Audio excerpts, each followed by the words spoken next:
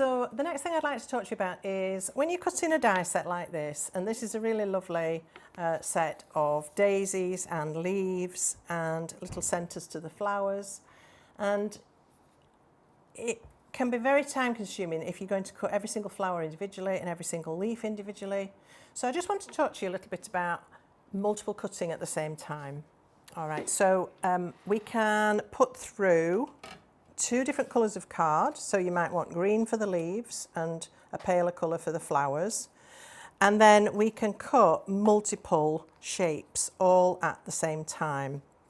That way it reduces your cutting effort, it makes it much speedier to get all these little pieces cut, and it's generally just a time saver.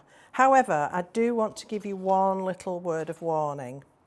When these start to go through the machine, they might start moving about, all right? And if one of these gets on top of another, it will bend once it gets under the pressure of the roller, and then your die is ruined. There's no coming back from that.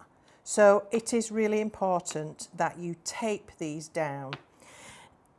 And it can just be a couple of pieces of tape, doesn't need to be a huge amount, just to secure them so they don't overlap each other. The same with the leaves, and this is a do as I say, not as I do moment. And then I'm going to pop my top plate onto this and pass that through. So we've cut 8, 9, 10 shapes here in one pass of the machine. So if you're looking at a project somebody's made and thinking, oh, that's really complicated and it's going to be really time consuming, actually think again, because you don't have to cut every single shape independently. You can cut multiple shapes all at the same time, and the machine will cut them perfectly. So that's another top tip for you, time-saving tip. And actually, I think with flowers and things like that, because you do sometimes need a lot of layers to make the flowers look really lovely, it's advisable to actually have a die cutting session and just cut loads and loads of flowers all at the same time, and then perhaps pop them into a little box, and then you've got them ready for when you actually want to use them.